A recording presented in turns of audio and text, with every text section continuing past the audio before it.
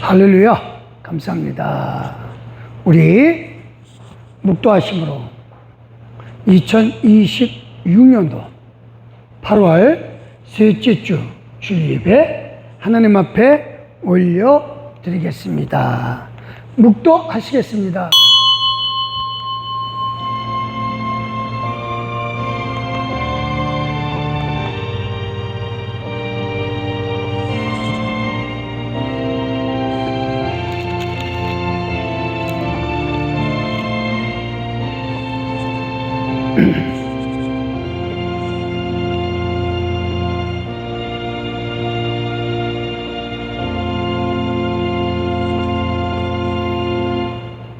아버지께 참되게 예배하는 자들은 영과 진리로 예배할 때가 오나니 곧 이때라. 아버지께서는 자기에게 이렇게 예배하는 자들을 찾으시느니라. 할렐루야. 감사합니다. 하나님 은혜 가운데 우리가 하나님을 찾는 사람들, 우리인 줄 알고 하나님의 부르심에 응답하여 주님 앞에 나와 예배 드리나이다. 이 시간 우리와 함께 계셔 주시는 하나님께서 우리가 드리는 예배 가운데 함께하여 주시옵소서. 감사드리며 예수님의 이름으로 기도드렸사옵나이다. 아멘. 감사합니다. 찬송가 5자입니다.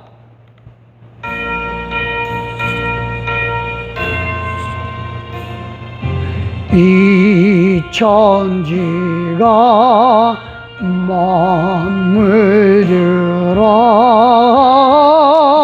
복 주시는 주여와 전능성부 성자 성령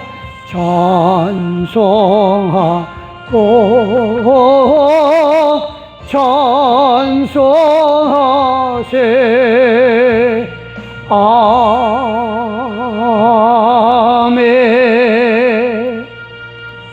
우리 헌신하는 마음으로 하나님 앞에 조용히 기도할 때에 하나님께서 우리를 붙잡아 주실 줄 믿습니다. 기도하십니다.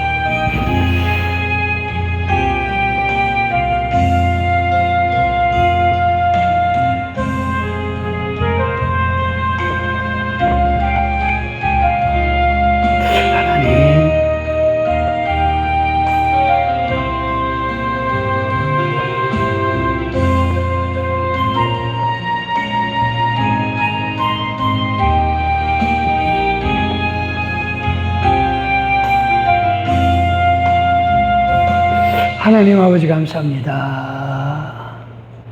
겸손하게 주님 앞에 나와 하나님께 우리의 몸과 마음을 드립니다. 하나님, 이 시간도 성령의 역사하여 주시고 우리가 드리는 이 예배 가운데 함께 해주시되 특별히 우리의 몸과 마음을 받아주시면 믿습니다. 하나님을 찬양하고 우리를 온전히 받아주시되 기쁨으로 받아주실 뿐만 아니라 우리를 온전케 해주시는 하나님께 영광 돌리옵고 예수님의 이름으로 기도드렸사옵나이다. 아멘. 우리 사도신경으로 우리 신앙을 하나님 아버지 앞에 고백합니다. 전능하사 천지를 만드신 하나님 아버지를 내가 믿사오며 그 외아들 우리 주 예수 그리스도를 믿사오니 이는 성령으로 잉태하사 동정녀 마리아에게 나으시고 본디오 빌라도에게 고난을 받으사 십자가에 못 박혀 죽으시고 장사한 지 사흘 만에 죽은 자 가운데서 다시 살아나시며 하늘에 오르사 전능하신 하나님 우편에 앉아 계시다가 저리로서 산자와 죽은 자를 심판하러 오시리라. 성령을 믿사오며 거룩한 공예와 성도가 서로 교통하는 것과 죄를 사하여 주시는 것과 몸이 다시 사는 것과 영원히 사는 것을 믿사옵나이다. 아멘.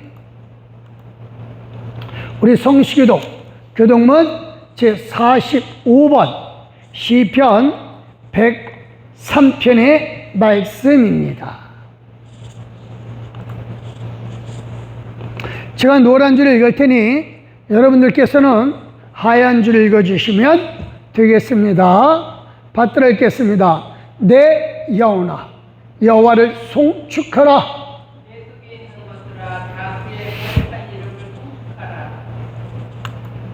내 영혼아 여호와를 송축하며 그의 모든 은택을 잊지 말지어다.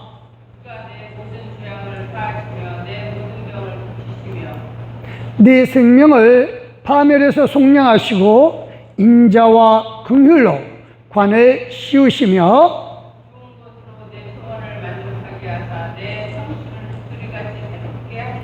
아멘. 여호와는 긍휼이 많으시고 은혜로우시며 노하기를 더디하시고 인자하심이 풍부하시도다. 아멘 아멘. 우리의 죄를 따라 우리를 처벌하지는 아니하시며 우리의 죄악을 따라 우리에게 그대로 갚지는 아니하셨으니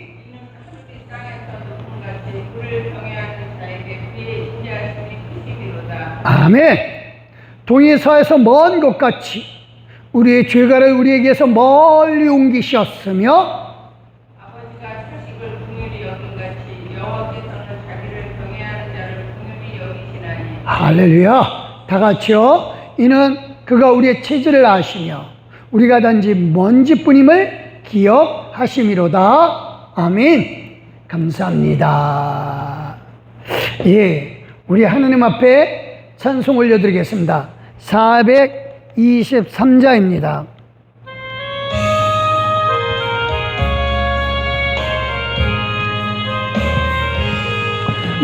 무엇보다도 더 검은 죄로 물든 마음이 있는 보다 너에게 깨끗하게 씻겨내 주의 보혈 흐르는데 믿고 뛰어나가 주의 은혜 내가 입어 깨끗하게 되었네. 모든 의심 걱정과 두려움이 사라져 슬픈 탄식 변하여 기쁜 찬송 되었네.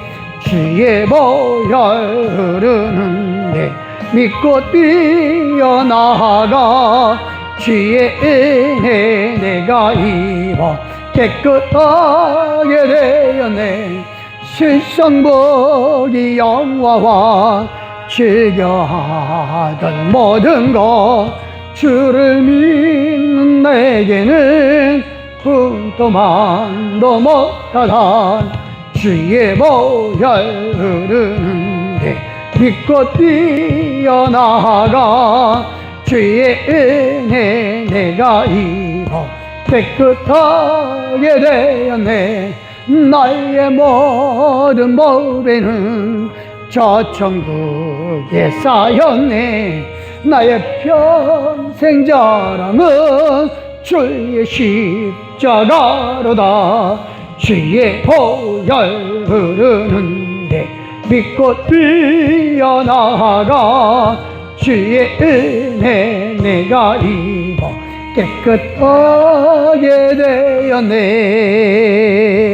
아멘. 우리 기도하십니다. 할렐루야. 하나님 감사합니다. 우리의 모든 죄를 씻어주셨고 우리로 정말 하나님의 아들, 딸로서 이 시간 예배드리게 하여 주시되 찬송을 올리게 하여 주시고 기도하게 해주실 때 다 응답받게 하여 주실 뿐만 아니라 우리를 인도해 주실 때 복으로 인도하여 주셨고, 우리가 진실로 무엇을 하든 어디로 가든 주님께서 항상 인도해 주시니 이 은혜로 인하여 감사드립니다. 하나님, 진실로 우리가 감사하고 기뻐하는 것은 우리의 삶의 모든 순간들마다 하나님께서 힘 주시고 능력 주시며 위로하여 주시되 안위케 하여 주시는 하나님, 이 시간 감사함과 기쁨으로 영광 돌렸고 하나님께 찬송드리나니, 아버지여, 이 시간 성령이 함께 해주시되 권능으로 이끌어 주시고 능력으로 이끌어 주시오며 하나님이여, 우리가 드리는 예배 가운데 함께 해주실 뿐만 아니라 우리의 생활 속에서도 함께하여 주심을 믿습니다. 주님, 늘 우리가 주님과 동행하며 살게 하여 주시옵소서. 늘 아버지와 함께하며 살게 하여 주시옵소서. 성령이 역사하여 주심을 믿습니다. 함께 해주시는 권능을 믿습니다. 살아계신 하나님, 이 시간 아버지께서 우리를 붙잡아 주시고 이끌어 주심에 감사하고, 우리 귀한 성도들이 한 주간도 또 살아갈 때마다 주와 동행하는 삶이 되게 하여 주시옵고, 주의 손이 항상 함께 하여 주시되 더하여 주시옵소서. 그래서 무슨 일을 하든 복 가운데 일하게 하여 주시고 은혜 가운데 하나님의 역사하심을 체험하며 살게 하여 주시옵소서. 하나님, 참 감사합니다. 하나님의 은혜가 넘치나니 오늘도 주님께서 주신 말씀 우리가 나눌 때 성령이 함께 하여 주시고 깨닫게 하여 주시되 행함이 있게 하여 주시옵소서. 고맙습니다. 항상 우리 함께 계셔 주시되 복으로 역사해 주시는 하나님을 찬양하며 이 시간도 살아계신 예수 그리스도의 이름으로 이 모든 말씀 기도드려서 합나이다. 아멘.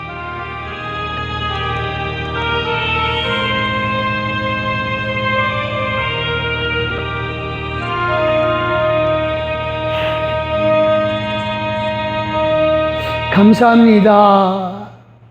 우리 고린도전서 7장 35절의 말씀입니다.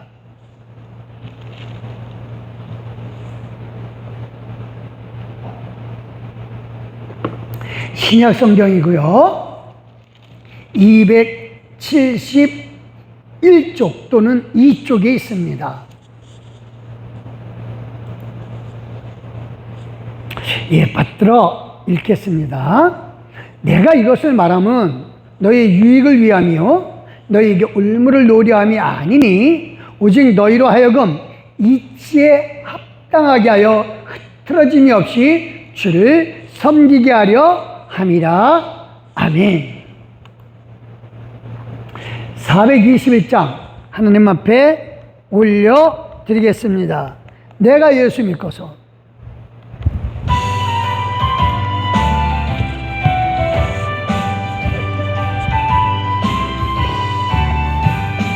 내가 예수 믿고서 죄사함 받아 나의 모든 것 다 변했네. 지금 내가 가는 길 천국 길이요 주의 피로 내 죄가 씻겼네. 나의 모든 것 변하고 그 피로 구속 받았네. 하나님은 나의 구원 되시오니 내게 정죄함 없겠네. 주님 밝은 빛에서 어둠에 치니 나의 모든 것 다 변했네. 지금 내가 주 앞에 온전케 되는 주의 공로를 의지함일세. 나의 모든 것 변하고 그 피로 구속 받았네. 하나님은 나의 구원 되시오니 내게 정죄함 없겠네. 할렐루야. 내게 성령이 임하고 그으신 사랑 나의 맘에 가득 채우며 모든 공포 내게서 물리치시니 내 맘 항상 주 안에 있겠네. 나의 모든 것 변하고 그 피로 구속 받았네. 하나님은 나의 구원 되시오니 내게 정죄함 없겠네. 아멘.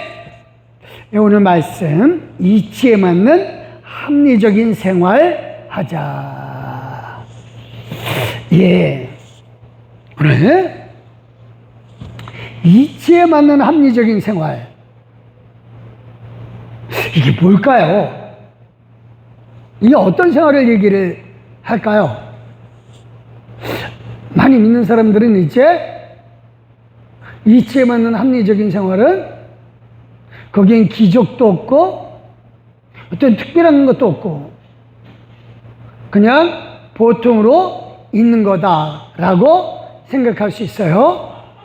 근데 중요한 건 그거죠. 이치에 맞는 합리적인 생활.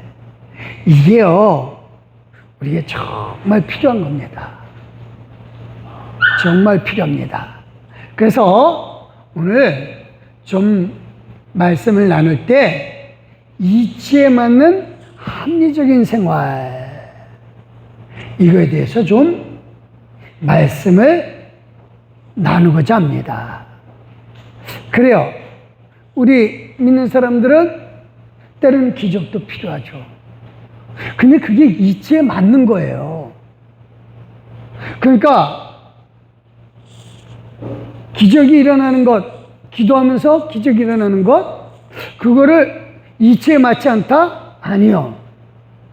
그건 이치에 맞아요. 이유는 하나님의 능력을 의지하고 하나님의 능력에서 나오는 것이기 때문에 이치에 맞는 거예요. 그러면 이제 우리가 살면서 그러면 우리가 이치에 맞는다. 어떤 게 합리적인가? 좀 생각을 해야죠. 그렇죠? 그러니까 이치에 맞고 합리적이면 사람들이 다 동의를 하죠. 맞다. 맞다. 중요한 거는 근데 사람들이 살면서 이치에 맞고 합리적인 생활을 사는 게 안 되는 경우가 종종 있어요. 이유는 자기가 말한 것, 이게 다 맞다라고 주장하는 사람들 때문에 그래요. 그러니까 자기 생각이 맞으니까 내 생각대로 다 따라해 라고 하는 사람들, 그걸 고집을 하거든요. 근데 사람의 경험이 다 똑같을까요? 절대 아니죠. 이 사람이 이런 경험하고 저 사람은 저런 경험하고 이 사람이 이런 생각, 저 사람은 저런 생각 다 달라요. 근데 자기의 생각, 자기 경험, 이것을 주장하다 보면 문제가 많아집니다. 오늘날도 이제 부동산 대책에 대해서 많이들 얘기를 하죠. 근데 어느 한 사람의 생각이 자기가 맞다라고 생각해서 그걸 딱 끌고 가다 보면요, 반드시 문제가 생기거든요. 이런 경우 저런 경우 다 있는데 그 경우를 다 무시하다 보면 문제가 생기죠. 그러니까 이런 경우는 어떻게 하고 저런 경우는 어떻게 할 거냐 라고 하면은 그래? 그럼 그건 예외로 듣지 뭐 이러면서 예외를 자꾸만 두다 보면 자기가 말한 거하고 자기가 의도한 대로 하고 안 맞아 떨어지죠. 그쵸? 그러니까 그게 자기가 경험한 것, 자기의 생각, 이것만 맞다라고 주장을 하면은, 그리고 그걸 고집해서 다른 사람에게 강요한다라면은 그거야말로 비합리적이고 이치에 맞지 않는 겁니다. 그래서 우리가 성경이 말하는 이치에 맞는 생활, 그거는요, 어느 한 곳으로 치우침이 없는 생활이에요. 이게 정말 중요합니다. 그래서 한 곳에 치우침이 없고 하나님께서 우리에게 허락하신 것, 그 허락하신 걸 하는 것이 그게 이치에 맞는 합리적인 생활이다 이겁니다. 그래서 오늘 정말 우리가 좀 생각을 해봐야 될 게, 이치에 맞는 합리적인 생각, 이걸 좀 말씀을 나누고자 합니다. 제가 계속 기도에 대한 얘기를 쭉 이제까지 해왔는데, 갑자기 이 이치에 맞는 합리적인 생활에 대해서 얘기하는 것은, 우리가 좀 살면서 좀 합리적이고 다른 사람의 생각도 인정할 줄 알고 이런 게 좀 필요하겠다. 그래서 좀 말씀을 나누고자 합니다. 오늘 본문의 내용은 그거예요. 사실은 결혼 생활을 통해서 이치에 맞는 생활을 하는 것을 알려주고 있는 거예요. 근데 저는 이 고린도전서 7장에서 나오는 결혼 생활, 이것을 비단 결혼 생활에 한정된 것으로 보지 않습니다. 왜 그러냐면, 바울은 이 7장 뒷부분에 가보면은 할례 문제라든가 종으로서의 자유할 것이냐 말 것이냐에 대한 문제라든가 여러 가지 내 생활에 있어서의 문제를 얘기하기 때문에 그래요. 그래서 우리가 좀 결혼 생활의 예를 들어서 이 얘기를 할 텐데, 이건 결혼 생활뿐만 아니라 내 생활 모든 곳에서 좀 이치에 맞고 좀 합리적인 생각을 하고 생활을 해야 되겠다. 중요한 것은 첫째로 그거예요. 우리가 몸으로 이 세상 살고 있거든요. 그러니까 하나님이 우리에게 몸을 주신 이유는 몸과 영혼이 분리돼서 살으라고 하는 것이 아니죠. 그렇죠? 우리의 영혼과 육신은 하나예요. 지금은 하나입니다. 같이 가야 되는 거예요. 이걸 자꾸만 분리해서 생각을 하면은 이치에 맞지 않죠.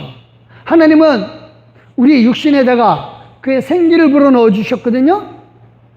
그래서 영혼이 육신과 하나 된 거예요. 근데 많은 사람들은 생각하기를 영혼과 육신은 분리된 거니까 영혼은 거룩한 거고 육신은 타락한 거다라고 생각하는 경우가 많거든요. 근데 바울은 그거예요. 영혼이 거룩하다면 육신도 거룩한 게 맞다, 구별된 게 맞다라고 하는 거예요. 거룩이라는 뜻은 늘 얘기를 합니다. 이건 구별됐다는 뜻이지 이게 뭐 무게 잡으라는 뜻이 아니거든요. 그래서 6장 9절 10절에 이렇게 말합니다. 시작. 너희 몸은 너희가 하나님께로부터 받은 바 너희 가운데 계신 성령의 전인 줄을 알지 못하느냐. 너희는 너희 자신의 것이 아니라 값으로 산 것이 되었으니 그런즉 너희 몸으로 하나님께 영광을 돌리라. 그러니까 영혼과 육신이 따로 떨어진 게 아니라 영혼과 몸이 하나 되었기 때문에 이 몸으로 몸 안에 하나님이 계셔서 우리는 거룩한 성전이다. 그래서 이 몸으로 하나님께 영광을 돌린다. 즉 몸으로 내 생활하고 내가 경험하고 내가 생각한 모든 것에서 하나님을 인정하는 것, 이게 영광 돌리는 거예요. 그래서 하나님을 인정하는 생활, 이것이 바로 이치에 맞는 합리적인 생활입니다. 그래서 우리가 정말 알 것은 이 고린도 교회가 지금 굉장히 문제가 뭐냐면 영혼과 육신, 이걸 분리해서 생각하는 경우가 많거든요. 그래서 이게 고린도 교회가 당시에 그리스 철학을 많이 받아들였어요. 그래서 기독교가 이 지역에 들어가기 전에 이미 소크라테스, 플라톤 이런 사람들의 생각이 쫙 퍼져 있어요. 그걸로 교육받고 자라왔어요. 그래서 이 아테네라든가 고린도라든가 다 그런 생각으로, 즉 플라톤, 소크라테스 이런 사람들의 생각으로 가득 차 있거든요. 근데 그 사람들의 생각은 뭐냐면 육신과 영혼은 분리된 거다 라고 가르치는 거예요.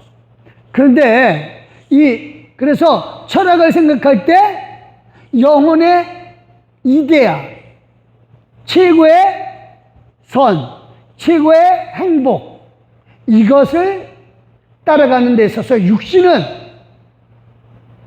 다 안 되니까 영혼만이라도 따라가자라고 하는 거예요.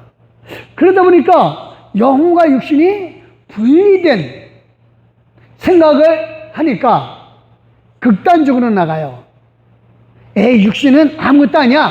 그러니까 육신은 이거는 쾌락으로 버려도 돼. 그래서 막 쾌락으로 나간다든가, 그래서 음행을 한다든가, 뭐 각종 악한 일을 하고 나서도 괜찮다 그래요.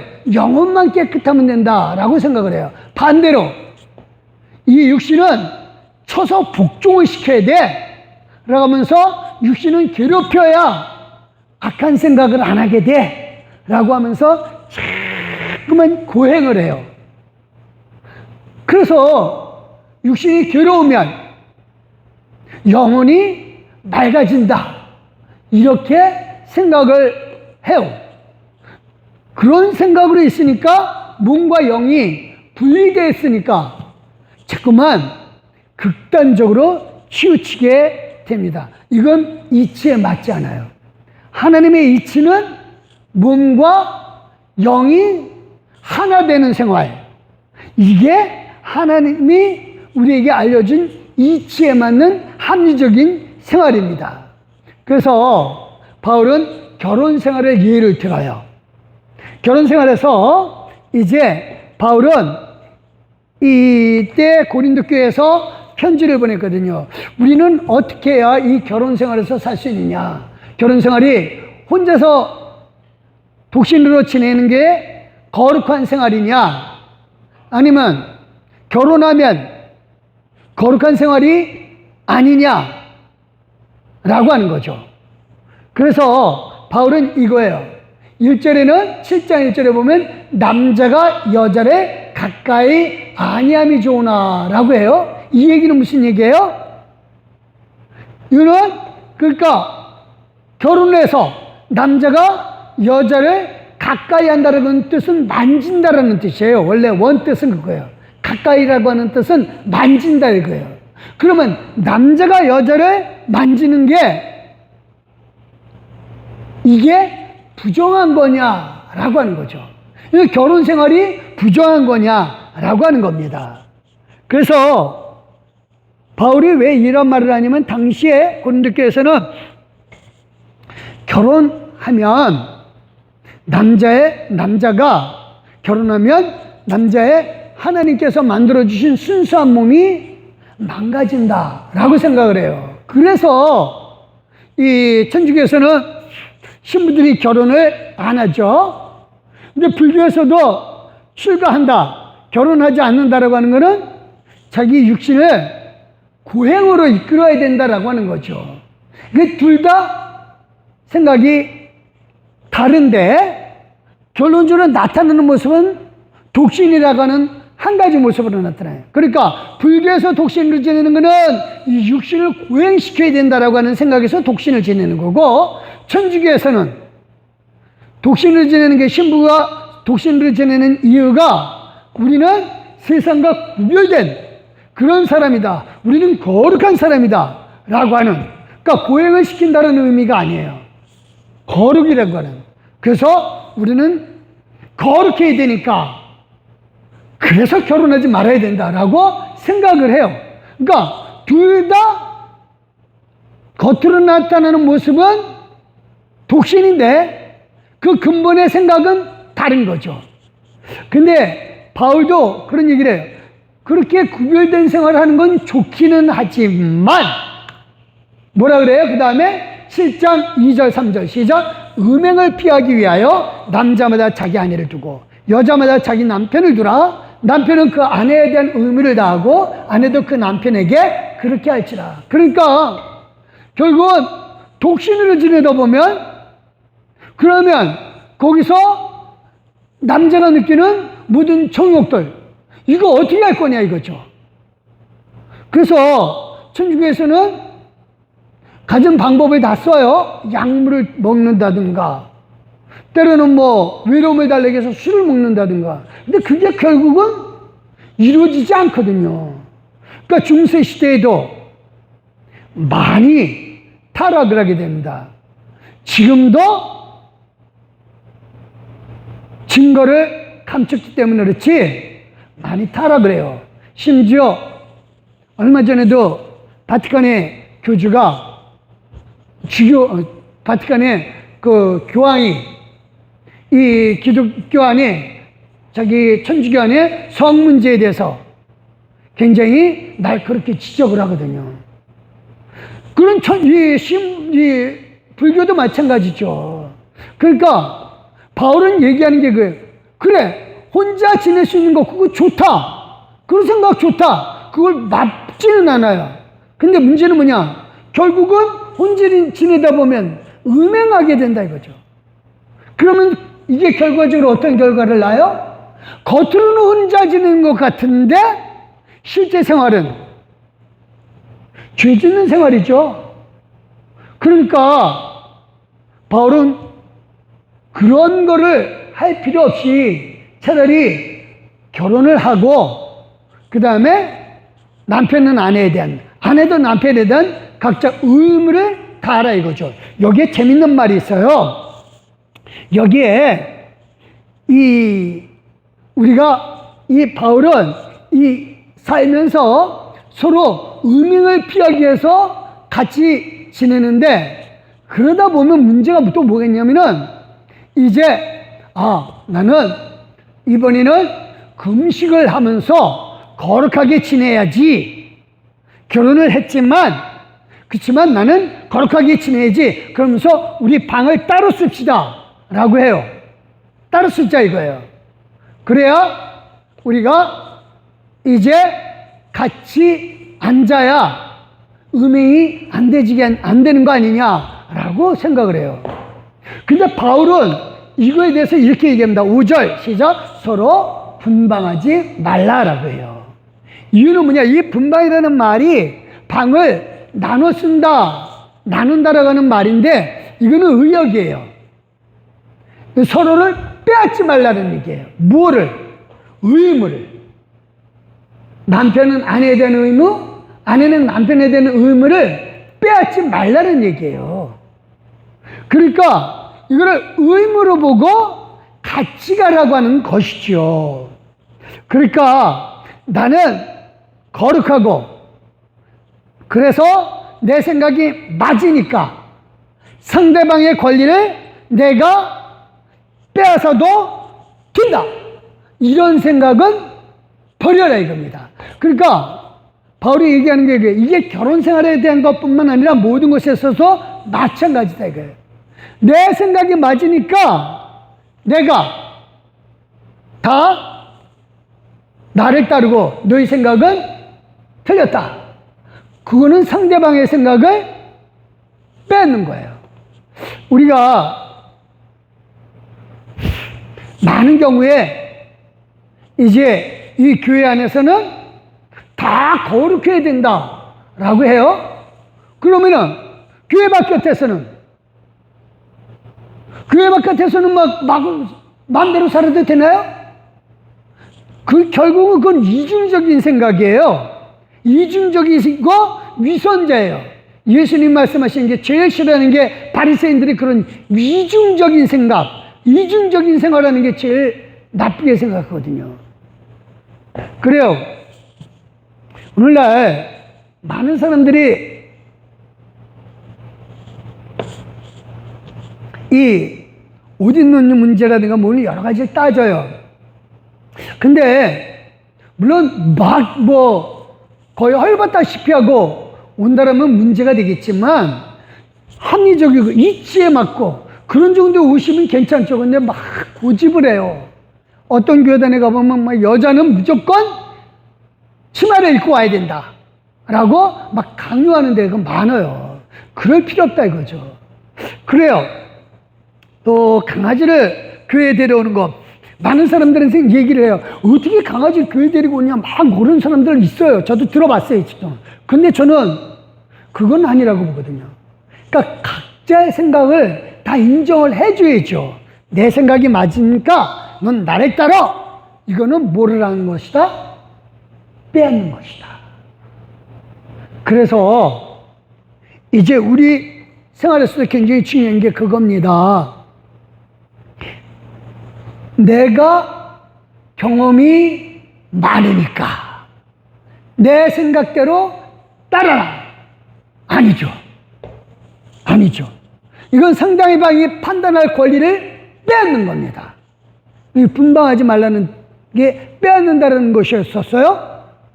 그러니까 합리적인 생각, 이치에 맞는 거, 이 생활은 내 주장을 무조건 따르라고 하는 것이 아닙니다. 하나님은 각 사람에게 맞는 걸 주셨어요. 거기에 따라 행동하면 된다 이겁니다. 그러니까 부부가 함께 살아야 된다. 바울은 분명히 얘기했잖아요. 음행을 피하기 위하여 함께 살아라. 심지어 방을 나눠 쓰지도 말아라. 같이 가라. 바울은 어떻게 했나요? 바울은 안 그랬어요. 베드로는 함께 갔어요. 9절 5절에 보면 이렇게 있어요. 시작. 우리가 다른 사도들과 주의 형제들과 게바와 같이 믿음의 자녀된 아내를 데리고 다닐 권리가 없겠느냐. 그 얘기는 뭐예요? 게바는 베드로거든요. 베드로는 전도할 때 자기 아내 데리고 다녔어요. 그러니까 이런 부분에서 오히려 베드로가 이치에 맞는 합리적인 생활을 한 거죠. 근데 바울은 혼자 다녔어요. 바울은 혼자 다니는 이유가 아무래도 당시에는 안전이 담보가 되지 않으니까, 보장이 안 되니까 이제 아내 데리고 다니다가 위험한 경우가 많거든요. 그래서 이제 아브라함, 이삭 같은 경우도 그랬죠. 자기 아내 데리고 다니다가 자기 아내가 예쁘면 남자를 죽여버리고 아내를, 또 권력 있는 사람이 채가는 경우도 종종 있거든요. 그래서 이제 바울은 그거예요. 나도 게바처럼 결혼을 해서 내 아내 데리고 다니고 싶지만 나는 전도하는데 이게 방해가 된 것을 원하지 않아서, 그래서 나는 아내는 내 고향집에 두고 그리고 나는 혼자서 전도한다 이겁니다. 그래서 중요한 건 그겁니다. 바울의 첫 번째 이치에 맞는 합리적인 생활, 바로 이겁니다. 모든 사람이 자기가 갖기를 원하겠지만 이걸 자기는 강요하지 않는다. 그래서 이렇게 얘기한다. 7절에 보면 그러나 각각 하나님께 받은 자기의 은사가 있으니 이 사람은 이러하고 저 사람은 저러하니라. 다 다르다 이겁니다. 그래서 이 사람에게는 이렇게 하나님이 은사를 주셨고 선물을 주셨어요. 저 사람에게는 저렇게 선물을 주셨어요. 그러니까 바울도 얘기하는 게 다 나처럼 복음을 위해서 아내는 따로 놔두고 혼자 다니라 하고 싶겠지만 사람들이 다 다르고 하나님 은사가 다 다른데 난 이거 고집하지 않겠다라고 하는 겁니다. 이게 우리가 이치에 맞는 합리적인 생활을 하는 첫 번째 기준이 되어요. 그러니까 나는 이러니까 너도 그렇게 해야 돼, 이렇게 해야 돼. 잘못됐다 이겁니다. 그래서 우리가 정말 중요한 게 그겁니다. 다른 사람의 상황을 받아들여라. 이게 이치에 맞는 합리적인 생활이라고 하는 겁니다. 근데 문제는 이제 이러다 보면 자기 주장하는 사람 입장에서는 불만이 생기겠죠? 근데 그거는요, 자기는 사람에 대해서, 내 말 안 듣는 저 사람에 대해서 불만을 갖는다라고 하지만 실제로 그건 하나님을 향해서 불만 갖는 거나 마찬가지다 이겁니다. 그래서 우리가 각 사람이 받은 은사대로, 이 사람은 이렇게 하고 저 사람은 저렇게 하는 대로 받아들이라 이겁니다. 치우치지 말아라 이거예요. 어느 한 곳에 치우치다 보면 하나님이 받은, 하나님께서 주신 은사, 이거 부정하는 거죠. 그럼 하나님을 부정하는 거죠. 그래서 중요한 게 이렇게 자기 주장을 고집하지 않고 하나님이 주신 각자의 은사대로 사는 것을 인정하게 되면 뭐가 없어지느냐? 갈등이 없어져요. 갈등.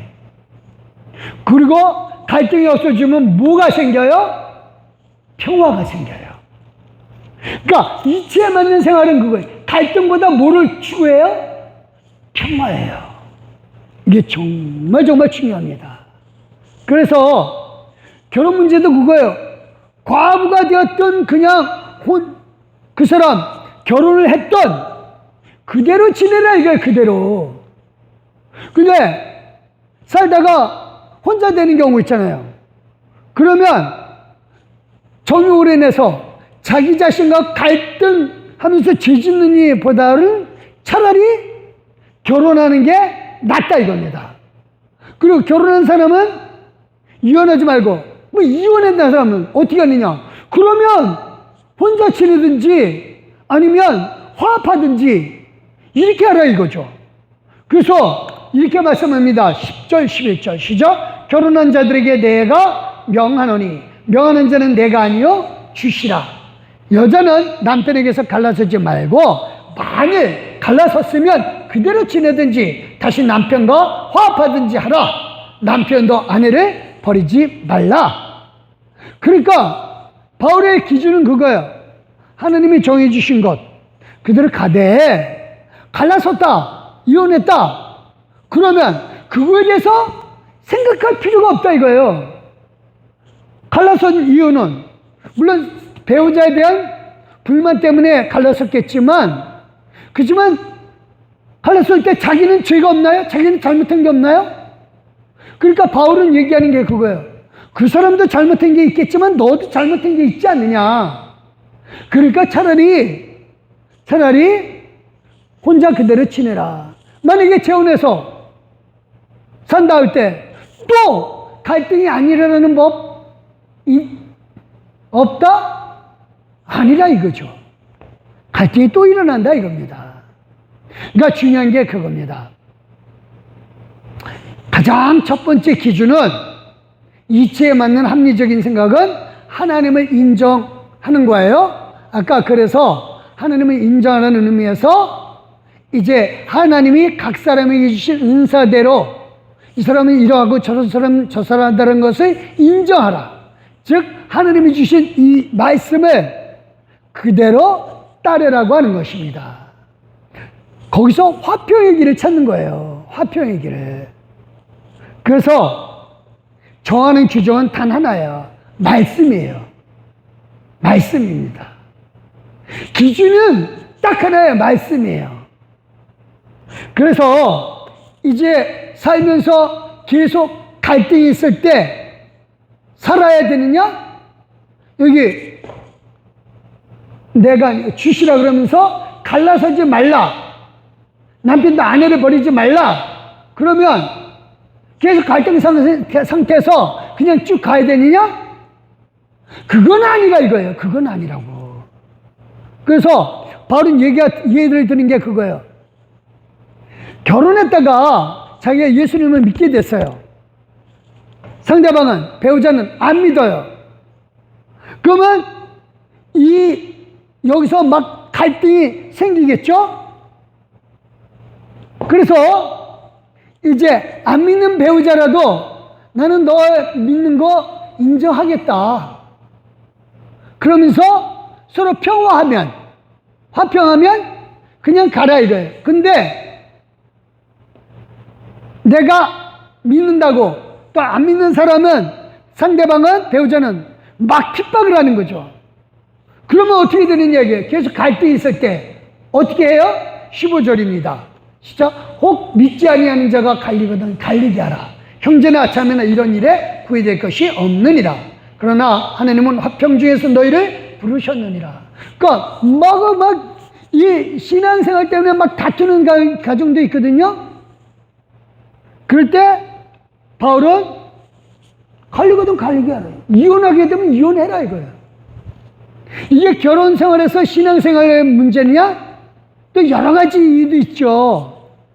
제일 중요한 게 바울은 기준이 뭐냐? 하나님은 화평 중에서 너희를 부르셨느니라.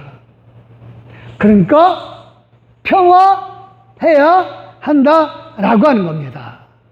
그러니까 서로 갈등하느니 이혼해서 화평을 누리라고 하는 겁니다.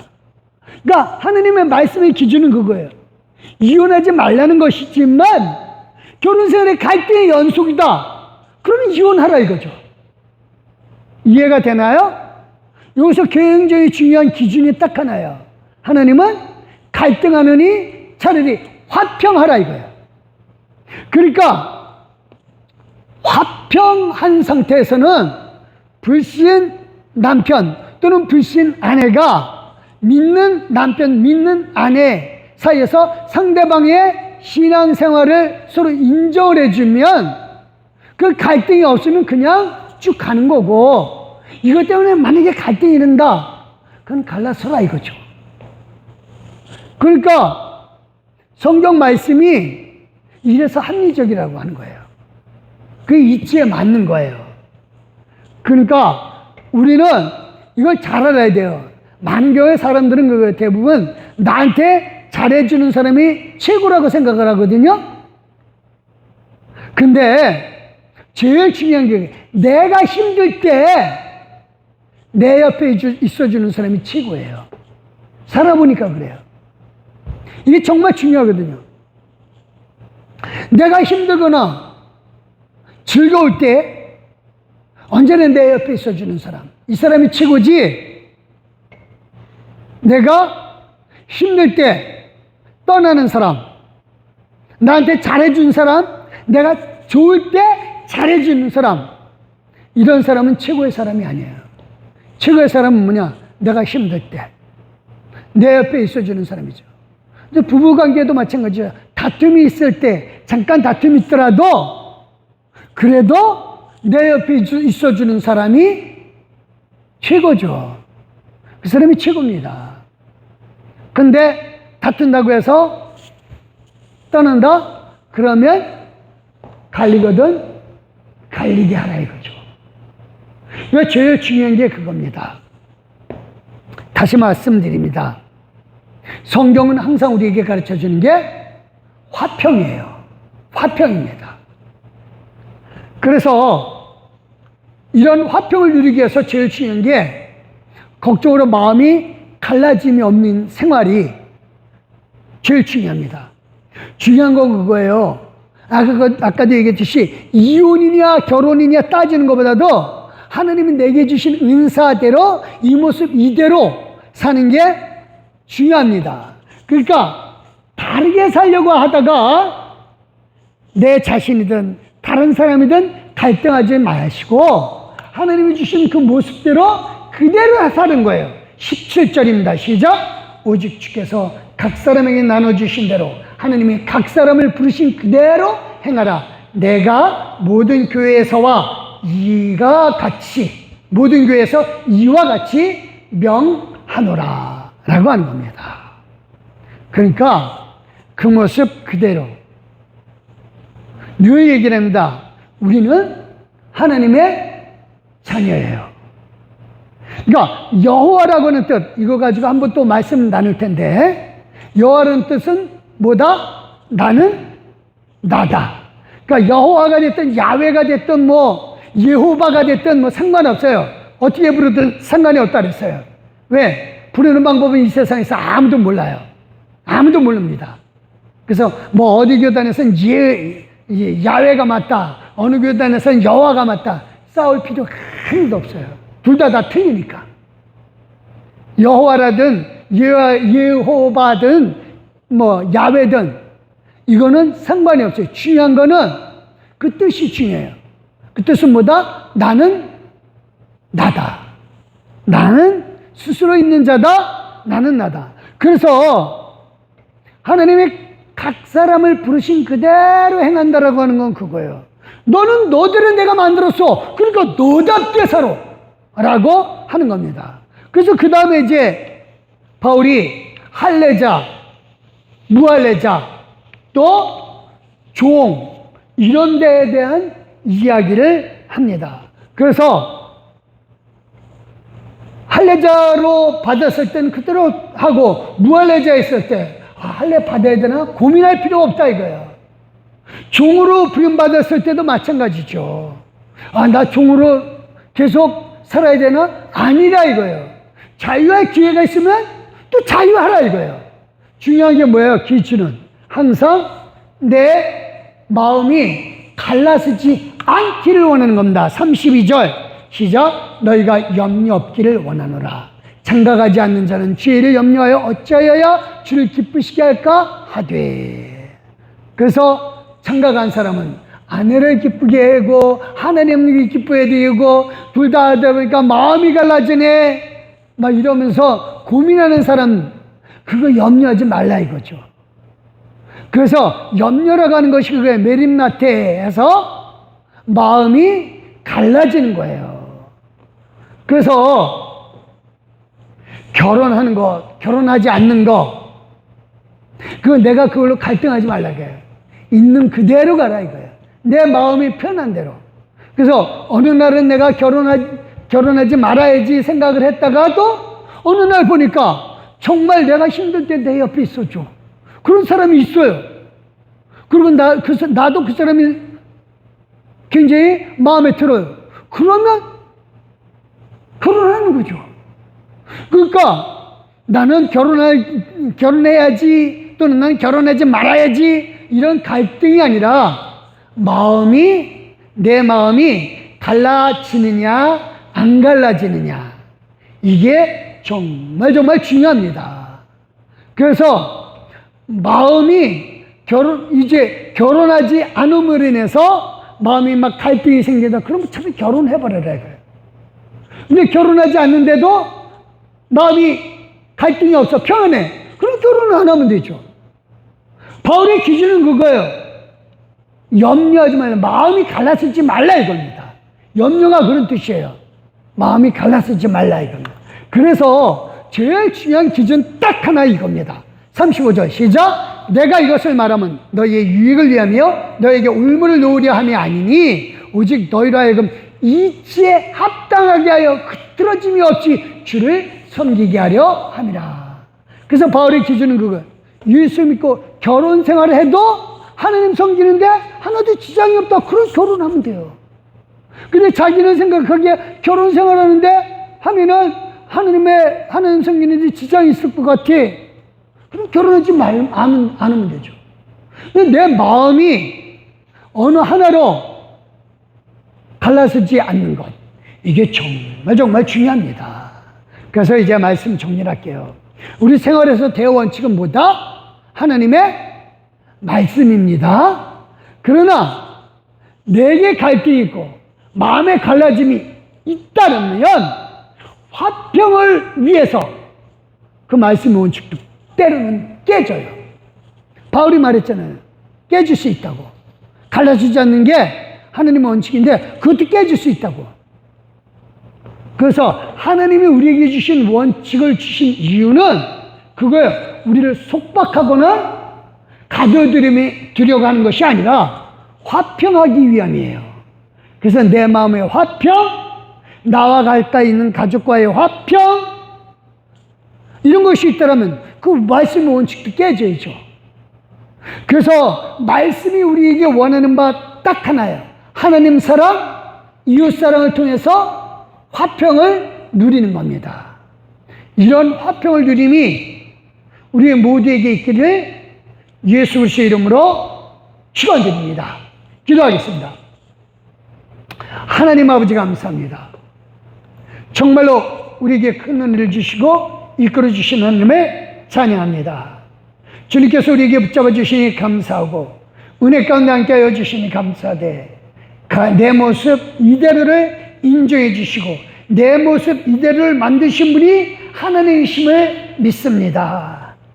그래서 내 모습 이대로 살아가게 해주시되 남과 비교하지도 않고 또 내가 다른 사람을 따라가려 하는 생각도 없이 그저 하나님이 주신 이 모습 이대로 화평할 때 그 마음을 따르게 해주셨고 또 이 모습 이대로 살다가도 변화를 요구한다면 그래야 내 마음이 편하더라면 하나님 그 화평한 대로 가게 하여 주시옵소서.